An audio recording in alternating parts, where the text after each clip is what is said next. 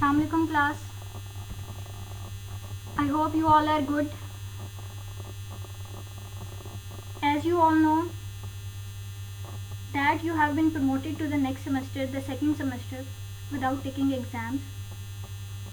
So it is a golden opportunity for students like Naman to work hard and get good results in second semester. As you know, there is a medical emergency not only in Pakistan but all over the world. So government banned the public gathering. In this scenario, college admin organized online classes for you guys to help you out and to minimize your loss. You might face some of the problems related to your academic use of technology or something else. If so, let me know so that I'll resolve your issue with positivity, inshallah. I'll expect from your side that you will show your maximum output. It is your responsibility to actively participate and ask questions related to the lecture. So let's just start our course. Okay, आज का जो हमारा lecture है वो general lecture है. It is for those students who don't have a grip on that subject chemistry, जिनको chemistry का subject बहुत मुश्किल लगता है. तो ये उनके लिए है कि पहले उनको थोड़ी सी केमिस्ट्री से हाव ना हो जाए. बहुत बेसिक टर्म्स यूज़ किए हैं और जिनको पहले से केमिस्ट्री का थोड़ा नॉलेज है उनके लिए रिवीजन हो जाएगी. So the contents are introduction, principal areas of the biochemistry, organization of life, bonds and law of mass action. Biochemistry. अगर हम बायोकेमिस्ट्री को इस वर्ड को डिवाइड करें बायो में और केमिस्ट्री में, तो it means bio mean life और chemistry mean chemicals. So all the chemicals, ये chemical reactions which are taking place in the living organisms, वो जो स्टडी होगी उसको हम क्या बोलेंगे? बायोकेमिस्ट्री. अच्छा जी, अब केमिकल रिएक्शंस एक बहुत बड़ी टर्म है. उसका रिएक्टेंट क्या है, प्रोडक्ट क्या है, एंजाइम क्या होगा, कैटलिस्ट उसके लिए क्या रिक्वायर्ड होगा, वो सारी चीज़ें हमें बायोकेमिस्ट्री से पता चलती हैं. तो हम अब बायोकेमिस्ट्री की डेफिनेशन देख लेंगे. The branch of science which deals with the study of various molecules occur in the living cells and organisms. Science की वो ब्रांच जिसमें हम स्टडी करते हैं मॉलिक्यूल्स की. ठीक है, वो मॉलिक्यूल्स जो लिविंग सेल्स के अंदर हैं. तो this is the biochemistry. Biochemistry की अगर हम अप्रोच देखें तो हम कहते हैं कि ये हमारे पास क्या करता है, हेल्प आउट करता है हमें किस में, to find the causes of a disease. कि डिजीज़ के कॉजेज़ क्या हैं. ठीक है, डिजीज़ के कॉजेज़ का मतलब इसमें मैं कोट करूँगी डायबिटीज़ मेलाइटिस की एग्जांपल, कि वो हमारे पास एक मेटाबॉलिक डिजीज़ है. उसकी टाइप 1 होती है, टाइप 2 होती है. तो हमें कॉज ऑफ अ डिजीज़ पता चलेगी बायोकेमिस्ट्री की वजह से. ठीक है, और जब हमें कॉज ऑफ अ डिजीज़ पता चल जाएगी तो फिर it will help to design the appropriate therapies. Other areas of approach जो है उसमें हमारे पास एग्रीकल्चर की फील्ड आ जाएगी, इंडस्ट्री आ जाएगी और एनवायरनमेंट आ जाएगा. ठीक है, एग्रीकल्चर में इस तरह से कि हमें किस तरह से वो हेल्प आउट करेगी in processing the raw material. Industry में हमें किस तरह से हेल्प आउट करेगी कि फॉर एग्जांपल अगर हम आर्टिफिशियल फूड लेते हैं तो हमारे पास उसमें ऐसा कोई रिएक्शन, ऐसा कोई सा भी केमिकल तो नहीं है जो हमें जो है वो ह्यूमन बॉडी के लिए हार्मफुल होगा या ह्यूमन बॉडी के नॉर्मल रिएक्शन को अफेक्ट कर सकता है. These are all the things in which biochemistry help.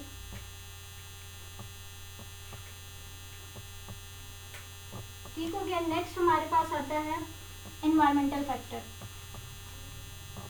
Environmental factor इस तरह से है कि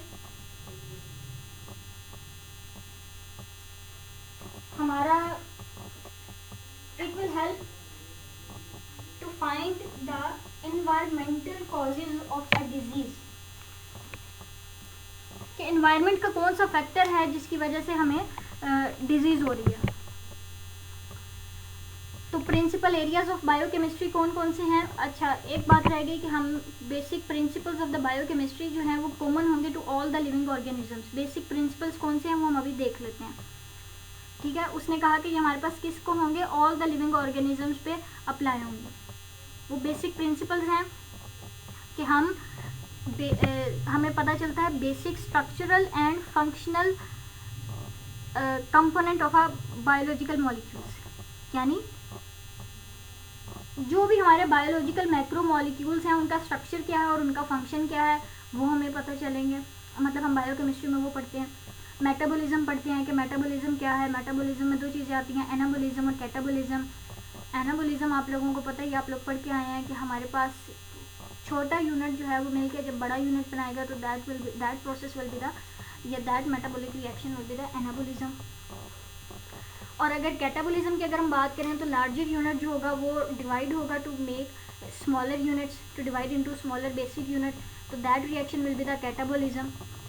मॉलिक्यूलर जेनेटिक्स, कि जेनेटिक्स के लेवल पे कौन कौन सा मॉलिक्यूल इन्वॉल्व है, ठीक है। यानी जेनेटिक्स किन मॉलिक्यूल्स के थ्रू जो है वो ट्रांसफ़र की जाती है। फॉर एग्जांपल रेप्लिकेशन हो गया, regulation of the protein synthesis हो गया, कि हमारे पास उसमें कौन कौन सा मॉलिक्यूल जो है वो इन्वॉल्व है। जैसे डीएनए हो गया, हमारी प्रोटीन हो गई। कॉमन थीम्स क्या हैं? Monomers form the polymers through condensation.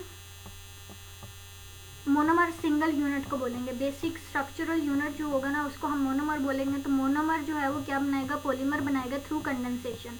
Condensation एक प्रोसेस है, कंडेंस होंगे, ठीक है। फॉर एग्जांपल जुड़ेंगे। पॉलीमर्स क्या होंगे, are broken down into monomers through hydrolysis, ठीक हो गया। अच्छा जी, अब यहाँ पे एक इमेज दिया गया है जिसमें हमारे पास अमाइनो एसिड ए जो है वो बी के साथ रिएक्ट कर रहा है टू फॉर्म द और ये पेप्टाइड बॉन्ड बन रहा है टू फॉर्म द डाइपेप्टाइड, ठीक है। अब क्या हुआ कि एक अमाइनो एसिड दूसरा अमाइनो एसिड के साथ रिएक्ट कर रहा है और हमारे पास क्या निकलेगा, वाटर निकलेगा। फॉर एग्जांपल यहाँ से हाइड्रोजन निकल जाएगा, यहाँ से ऑक्सीजन निकल जाएगा और यहाँ पे क्या बन जाएगा, बॉन्ड बन जाएगा between the carbon and nitrogen. तो that bond will be the peptide bond. और इस प्रोसेस को हम क्या बोलेंगे, condensation.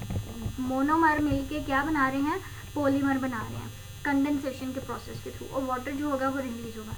Reverse to this reaction will be the hydrolysis, ठीक है, जिसमें ये पॉलीपेप्टाइड नहीं, ये डाइपेप्टाइड है, दो हैं इसमें सिर्फ। तो ये ब्रोकन डाउन होगा इनटू इट्स यूनिट। नेक्स्ट हमारे पास हैं बायोमॉलिक्यूल्स। बायोमॉलिक्यूल्स हमारे पास वो मॉलिक्यूल्स हैं, अब सिंपल सी डेफिनेशन है कि वो मॉलिक्यूल्स जो लिविंग टिश्यू के अंदर पाए जाएंगे उसको हम बायोमॉलिक्यूल्स बोलेंगे।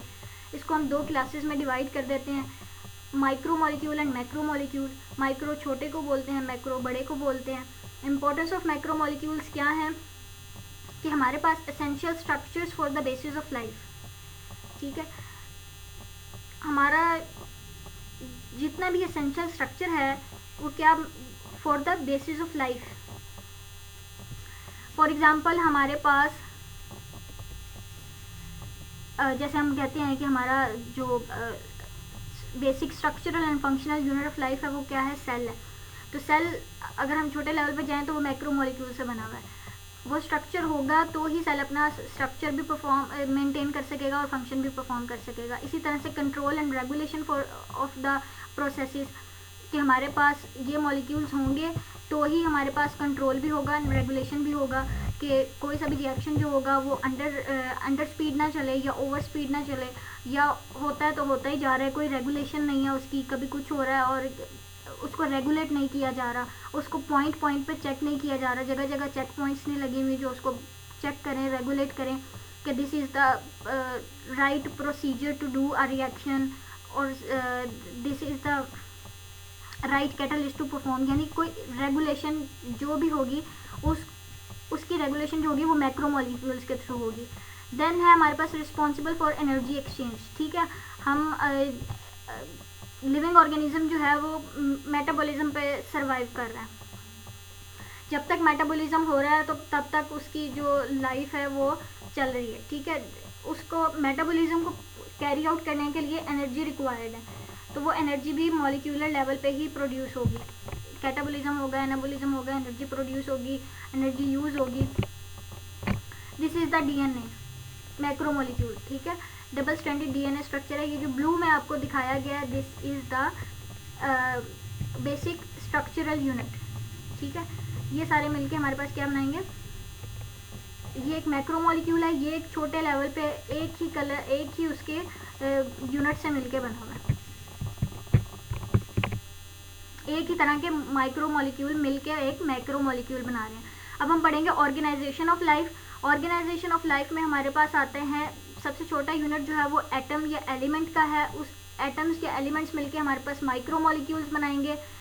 माइक्रोमोलिक्यूल्स आपस में मिलकर मैक्रोमोलिक्यूल्स बनाएंगे। मैक्रोमोलिक्यूल्स आपस में मिलकर सुप्रामोलिक्यूलर स्ट्रक्चर्स बना देंगे और ये मिलकर ऑर्गेनेल्स बनाएंगी। ऑर्गेनेल्स मिलकर टिश्यू बनाएंगे, सेल्स बनेंगे। सेल्स मिलकर टिश्यू बनाएंगे, टिश्यू मिलकर ऑर्गन बनाएंगे और ऑर्गन्स मिलकर पूरा ऑर्गन बना देंगे। This is the organisation of life. दोबारा बता रही हूँ, सबसे छोटे लेवल पे एटम होगा, एटम मिलके माइक्रोमोलिक्यूल्स बनाएंगे, माइक्रोमोलिक्यूल्स मिलके मैक्रो बनाएंगे और जब मैक्रोमोलिक्यूल्स मिलेंगे तो वो बनाएंगे सुप्रामोलिक्यूलर कॉम्प्लेक्सेस या सुप्रामोलिक्यूलर स्ट्रक्चर्स। ये मिलके ऑर्गेनेल्स बनाएंगी, ऑर्गेनेल्स मिलके सेल्स बनाएंगे, सेल्स टिश्यूज बनाएंगे और टिश्यूज ऑर्गन बनाएंगे और जब बहुत सारे ऑर्गन्स होंगे तो वो क्या बनाएंगे, ऑर्गेनिज्म बना देंगे। अब हम बात करते हैं एलिमेंट्स की, ठीक है। टोटल जो है वो कितने 92 केमिकल एलिमेंट्स हैं अर्थ क्रस्ट में, और जबकि उन 92 में से only 27 are the biochemicals are bio elements, ठीक है। यानी इन 92 में से सिर्फ 27 जो हैं वो लिविंग टिश्यू में आते हैं। उनमें से इन 27 में से भी मोर प्रोमिनेंट जो है वो हाइड्रोजन है, ऑक्सीजन है, नाइट्रोजन है और कार्बन है। All these 4 are more important या more in concentration out of these 27. Next हमारे पास है abundant chemical elements in Earth's crust are oxygen, silicon, aluminium and iron. ठीक हो गया। यानी अब अर्थ क्रस्ट में जो इम्पोर्टेंट या abundant है वो कौन से हैं, ऑक्सीजन है, सिलिकॉन है, एल्यूमिनियम है और आयरन है। उसके बाद वो कहता है कि हमारे पास ट्रेस एलिमेंट्स कौन से हैं।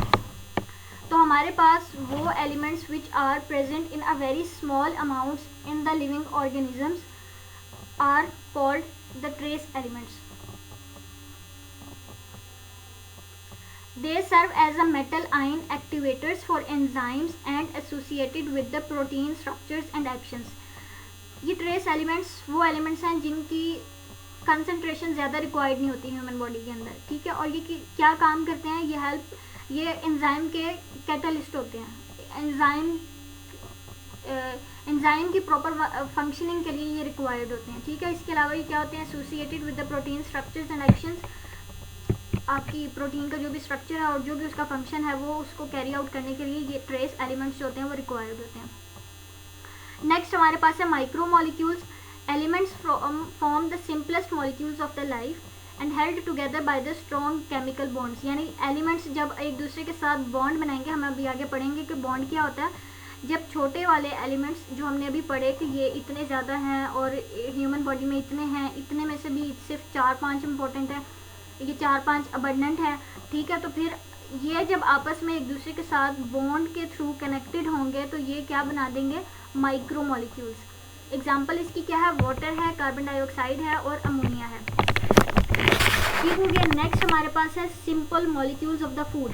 अब ये जो हमने अभी सिंपल माइक्रो मॉलिक्यूल्स पढ़े, ये मिलके हमारे पास उससे थोड़ा बड़ा लेकिन फिर भी सिंपल मॉलिक्यूल बनाएंगे, ठीक है। Micro molecules combine into simple molecules of our food. These are the precursors for relatively bigger but still simple molecules of life to be consumed by the humans as a food.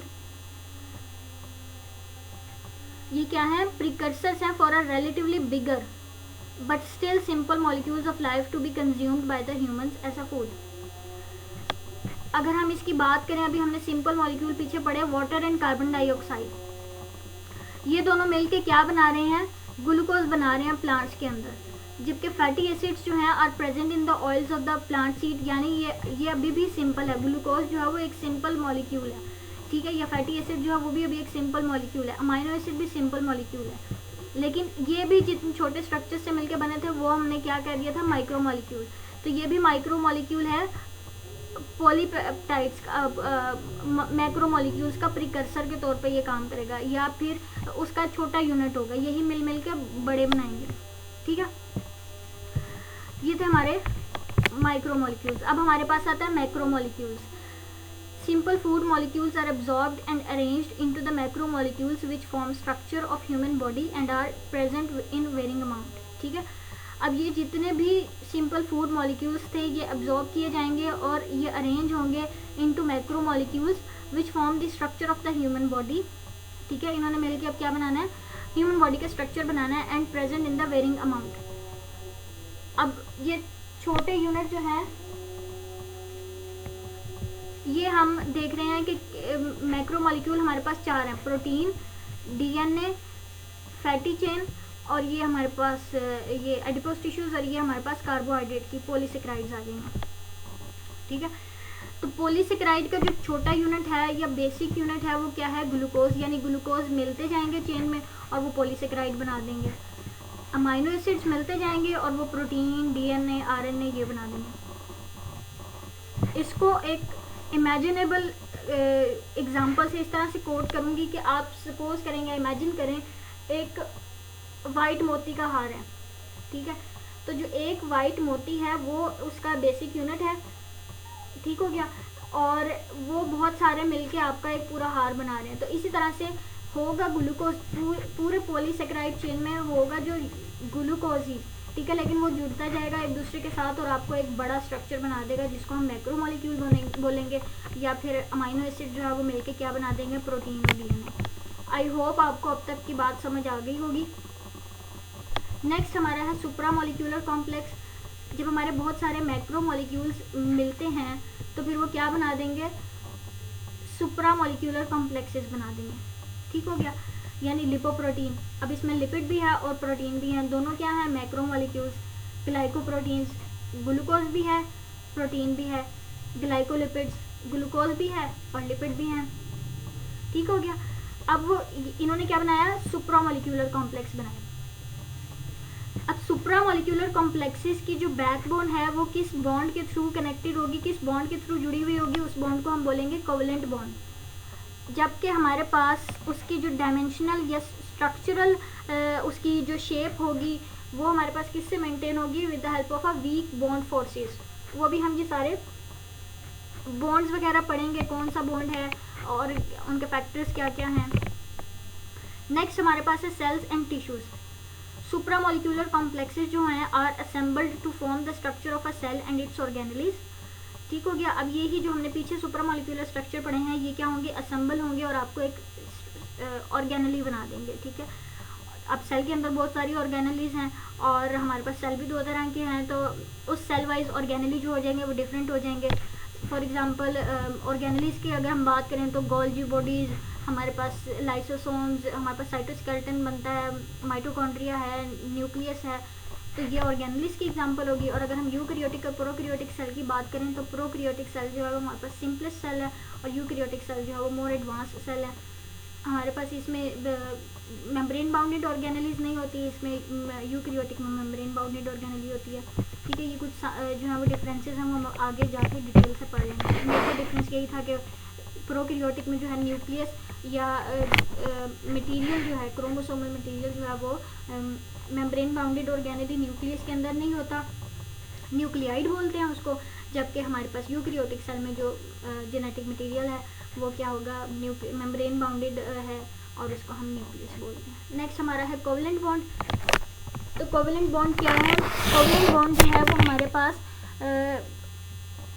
Bond sharing है जिसमें हमारा क्या होगा, अच्छा bond क्यों बनता है, सबसे पहले ये रीज़न, सबसे पहले इस क्वेश्चन का आंसर कि बॉन्ड बनता है क्यों है। तो अल्लाह ताला ने नेचर में स्टेबिलिटी का एक फैक्टर रखा है, ठीक है। हमारे पास एक है ऑक्टेट रूल कि एटम्स के आखिरी शेल में आउटर मोस्ट ऑर्बिट के अंदर अगर तो 8 इलेक्ट्रॉन्स पूरे हैं तो इट मीन्स वो स्टेबल है, उसको बॉन्ड बनाने की कोई ज़रूरत नहीं है। ठीक हो गया। उसके बाद अगर तो वो पूरा है तो बॉन्ड बनाने की ज़रूरत नहीं है, और जब वो कम होगा तो वो बॉन्ड बनाएगा टू गेट स्टेबिलिटी। अब वो बॉन्ड किस तरह से बनेगा, या तो अपना पूरा इलेक्ट्रॉन दे देगा, ये शेयर करेगा, ये different types of the bonds हैं। ठीक है, अब हम पहले पढ़ रहे हैं कोवेलेंट बॉन्ड। तो हमारे पास कोवेलेंट बॉन्ड जो है वो बॉन्ड है जिसमें एटम्स जो होंगे वो स्ट्रांगली जो होंगे वो जुड़े हुए होंगे with the help of a shared pair of electron. ठीक है, अच्छा जी। उसके बाद हमारा क्या है कि पेयर ऑफ इलेक्ट्रॉन जो है वो शेयर्ड है, कोई भी उसको कंप्लीटली दे नहीं दिया। ठीक है, कि भाई ये तुम्हारा है तुम रखो, नहीं, ये कह रहे हैं कि दोनों शेयर करते हैं इसको। ठीक है, तो शेयर्ड पेयर ऑफ इलेक्ट्रॉन की वजह से जो बॉन्ड बन रहा है that will be the covalent bond. इसकी 3 टाइप्स हैं, सिंगल, डबल और ट्रिपल। जिसमें सिंगल कोवेलेंट बॉन्ड वो होगा जिसमें शेयर्ड पेयर ऑफ इलेक्ट्रॉन एक होगा, only one shared pair of electron, उसको सिंगल लाइन से डिनोट करेंगे। डबल पेयर ऑफ इलेक्ट्रॉन वो होगा जिसमें डबल आपका शेयर्ड पेयर ऑफ इलेक्ट्रॉन होगा। ठीक है, उसको 2 डॉटेड लाइंस से हम रिप्रेजेंट करेंगे। और उसके बाद हमारे पास आता है ट्रिपल कोवेलेंट बॉन्ड। ठीक है, ट्रिपल कोवेलेंट बॉन्ड जो है वो हमारे पास जिसमें 3 शेयर्ड पेयर ऑफ इलेक्ट्रॉन होंगे, और हमारे पास क्या होता है उसको 3 लाइन से वो करेंगे, रिप्रेजेंट करेंगे। नेक्स्ट हमारे पास है non polar covalent bond. Shared pair of electron तो हो गई, लेकिन क्या होंगे, पोल्स नहीं बनेंगे। पोल्स क्या होते हैं कि अगर तो हमारे पास एक एटम या मॉलिक्यूल के अंदर सेम चार्जेस हैं और से इक्वल डिस्ट्रीब्यूशन है। ठीक है, यानी अगर मैं बात करूं कि एक एटम के अंदर या एक मॉलिक्यूल के अंदर हमारे पास नंबर ऑफ चार्जेस जो हैं वो 50 हैं, 50 ही पॉजिटिव हैं, 50 ही नेगेटिव हैं और इक्वल डिस्ट्रीब्यूशन है। ठीक है, तो इस टाइम कोई पोल नहीं बना हुआ। तो इस तरह से जब बॉन्ड बनेगा वो क्या होगा, नॉन पोलर कोवेलेंट बॉन्ड। अब नॉन पोलर कोवेलेंट बॉन्ड तब बनेगा जब आपके दोनों बॉन्डिंग एटम्स या मॉलिक्यूल्स जो हैं वो क्या हों, उनकी इलेक्ट्रॉन अफिनिटीज इक्वल हों। इलेक्ट्रॉन अफिनिटी जो है वो कैपेबिलिटी ऑफ इलेक्ट्रॉन है। ठीक है, इलेक्ट्रॉन गेन करने की कैपेबिलिटी है, कैपेसिटी है। जब वो दोनों की इक्वल होगी तो इट मीन्स उस टाइम दोनों के बीच में कोई पोलैरिटी नहीं आ जाएगी, पोल्स नहीं बनना शुरू हो जाएंगे, इक्वल शेयरिंग होगी। ठीक हो गया। तो इस तरह के नॉन पोलर कोवेलेंट बॉन्ड में जो शेयर्ड पेयर ऑफ इलेक्ट्रॉन होगा वो इक्वली अट्रैक्ट होगा by both of the atoms और मॉलिक्यूल्स। नेक्स्ट हमारे पास है polar bond. Polar covalent bond तब होगा जब आपके दोनों बॉन्डिंग पार्टनर्स जो होंगे उनकी इलेक्ट्रॉन अफिनिटीज होंगी। इसमें शेयर्ड पेयर ऑफ इलेक्ट्रॉन जो होगा वो ज़्यादा अट्रैक्ट हो जाएगा टूवर्ड्स दैट पार्टनर जिसकी इलेक्ट्रॉन अफिनिटी जो होगी वो ज़्यादा होगी। इसकी एग्जांपल इस तरह से है कि अगर कार्बन और ऑक्सीजन के दरमियान बॉन्ड बन रहा है तो कार्बन की निस्बत ऑक्सीजन की इलेक्ट्रॉन अफिनिटी जो है वो क्या है, ज़्यादा है। तो शेयर्ड पेयर ऑफ इलेक्ट्रॉन जो होगा वो more towards the oxygen side होगा as compare to the carbon. अब हमारी बॉडी के अंदर कोवेलेंट बॉन्ड जो है वो ज़्यादा किसके साथ बनते हैं, कार्बन जो है वो किसके साथ बॉन्ड बनाता है, हाइड्रोजन के साथ, ऑक्सीजन के साथ, नाइट्रोजन के साथ, सल्फर एंड फॉस्फोरस के साथ। ठीक हो गया।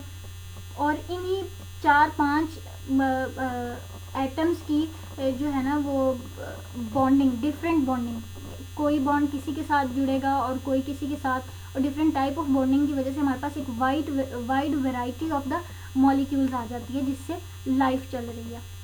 आई होप क्लियर हो गया होगा सब कुछ। अच्छा जी, अब क्या है कि कार्बन जो है वो एक कोवेलेंट बॉन्ड बनाता है दूसरे कार्बन के साथ, और ये बॉन्ड जो होता है ये gives rise to a molecule that may be linear, branched, cyclic. ये शेप बता रहा है कि जब बॉन्ड बन गया, बॉन्ड बनने के बाद जो एक स्ट्रक्चर बना वो किस तरह का होगा, या तो लीनियर होगा या ब्रांच्ड होगा, यानी उसकी ब्रांचेस दरख्त की शाखों की तरह ब्रांचेस निकली हुई होंगी, कोई इधर जा रहा है कोई उधर जा रहा है। एंड द साइक्लिक, कोई साइकिल की शेप में होगा, एक पूरा सर्कल बना हुआ होगा। अब हम बात कर लेते हैं कि फैक्टर्स, कौन कौन से रिस्पॉन्सिबल फैक्टर्स हैं उसकी स्ट्रेंथ के। Relative electronegativities of the bond forming atom. ठीक है, इससे इसका क्या है, डायरेक्ट रिलेशन है। जितनी रिलेटिव इलेक्ट्रोनेगेटिविटीज ज़्यादा होंगी उतना बॉन्ड जो होगा वो स्ट्रॉन्ग होगा। Distance of the bonding electrons from each nucleus. इसका मतलब ये है, इसको हम इस टर्म को बॉन्ड लेंथ के तौर पे भी लेते हैं, ठीक है, कि बॉन्ड लेंथ कितनी है। जितनी शॉर्ट बॉन्ड लेंथ होगी उतना आपका कोवेलेंट बॉन्ड स्ट्रॉन्ग होगा। इनवर्स रिलेशन हो गया, इलेक्ट्रोनेगेटिविटी के साथ उसका डायरेक्ट था, बॉन्ड लेंथ के साथ उसका इनवर्स था, number of shared pair of electron के साथ भी डायरेक्ट होगा। जितने ज़्यादा शेयर्ड पेयर ऑफ इलेक्ट्रॉन होंगे उतना ज़्यादा स्ट्रॉन्ग होगा। यानी अगर ट्रिपल कोवेलेंट बॉन्ड की अगर हम बात करें तो वो स्ट्रॉन्गेस्ट ऑफ ऑल होगा, और हमारा सिंगल कोवेलेंट बॉन्ड जो होगा वो weakest of all the covalent bonds होगा। ठीक हो गया। अब हम बात करते हैं नॉन कोवेलेंट बॉन्डिंग की।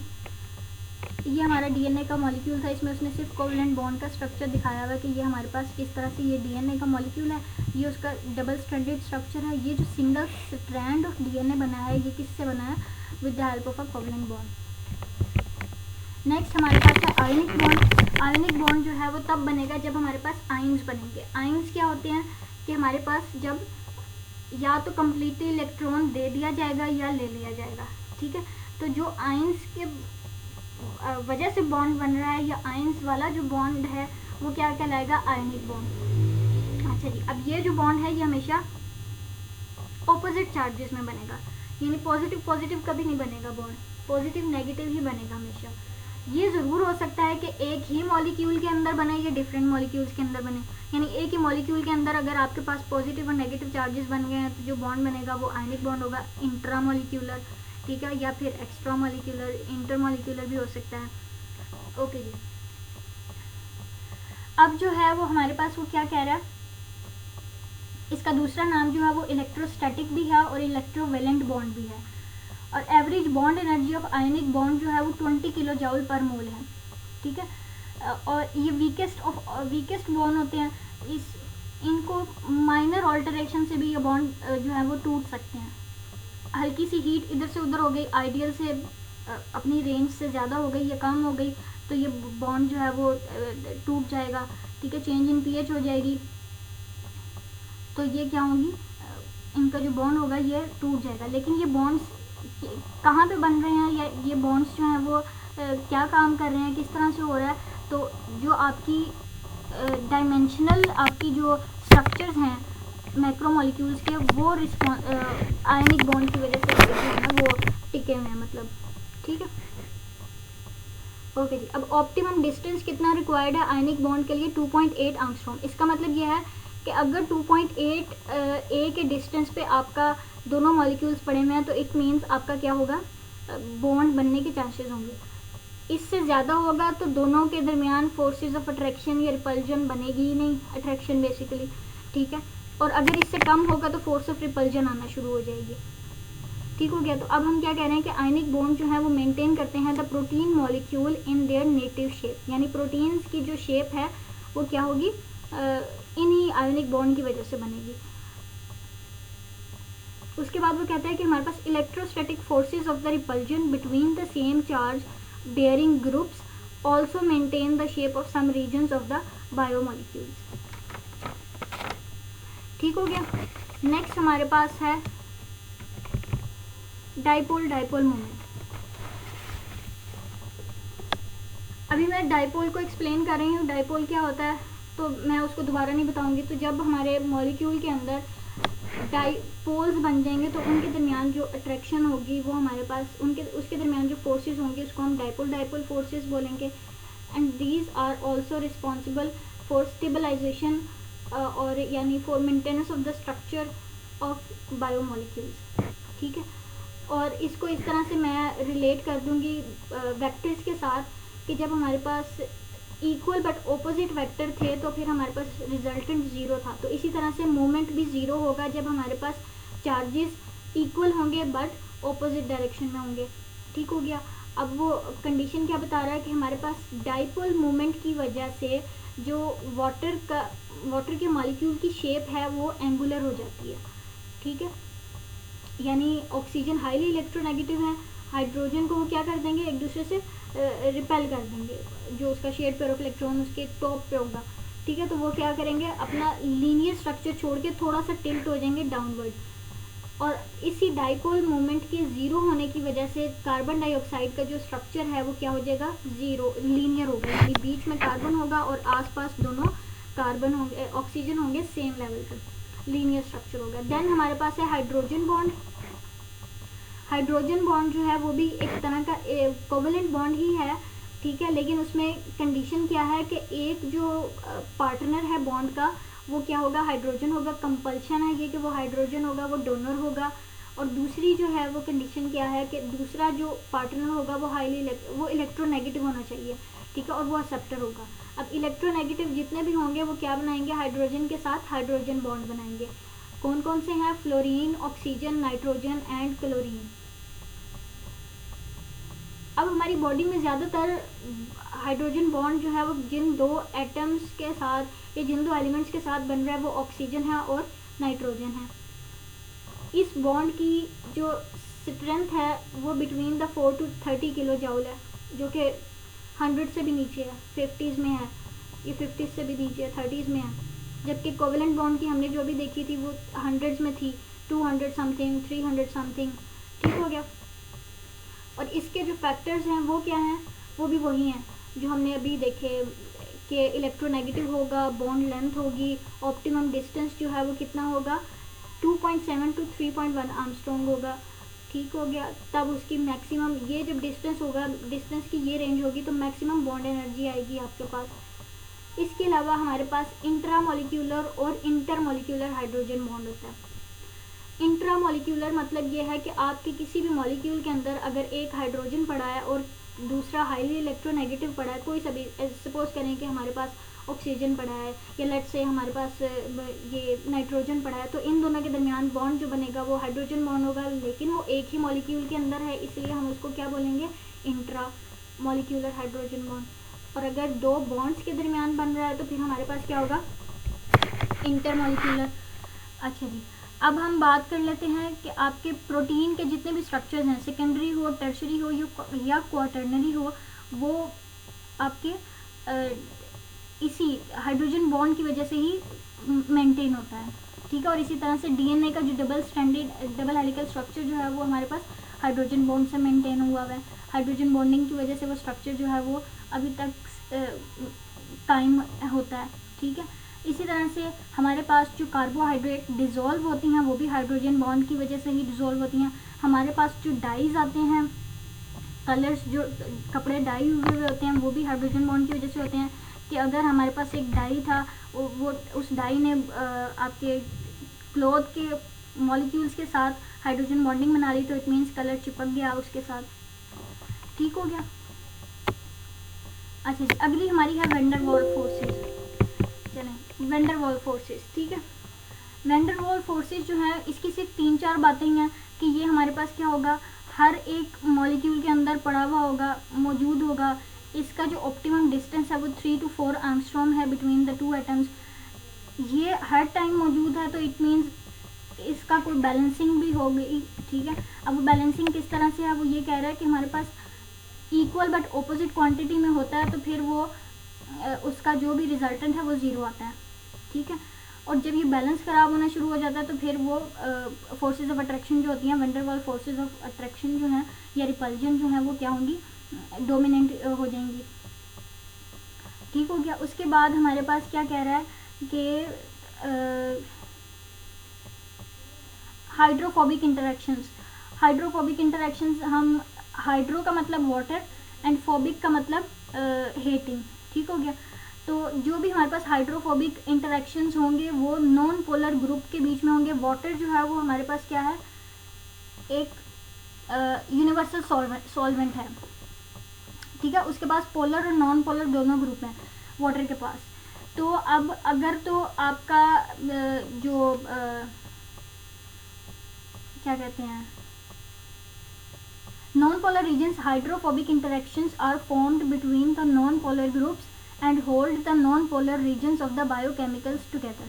हाइड्रोफोबिक इंटरेक्शंस जब बनेंगे तो उसमें क्या होगा कि आपका जो non polar group of the water है वो क्या करेगा, non polar region of the biochemical को जोड़ लेगा, ठीक है। यानी नॉन पोलर के साथ मिलेगा और पोलर जो होगा वो पोलर के साथ मिलेगा। और यही जो कैपेबिलिटी है, यही जो कैपेसिटी है वो वाटर को यूनिवर्सल सॉल्वेंट बनाती है कि अगर तो डिज़ोल्विंग मॉलिक्यूल के अंदर हाइड्रोफोबिक या नॉन पोलर ज़्यादा है तो वाटर का नॉन पोलर पार्ट जो होगा वो उस मॉलिक्यूल के नॉन पोलर मॉलिक्यूल के साथ मिलके अपना बॉन्ड बना देगा, ठीक है। और अगर तो पोलर है तो वो पोलर के साथ मिल जाएगा, ठीक हो गया। उसके बाद उसने हमारे 3 रिएक्शंस की बात कर दी है कि protein molecules, vitamins and membrane phospholipids have both the polar and non-polar groups in their structures. The structure of these molecules is maintained by the hydrophobic interactions among non-polar regions. ठीक हो गया। Next उसने कहा हमारे पास hydrophobic interactions among the lipids and between the lipids and the proteins are responsible for maintaining the structure of biomembranes.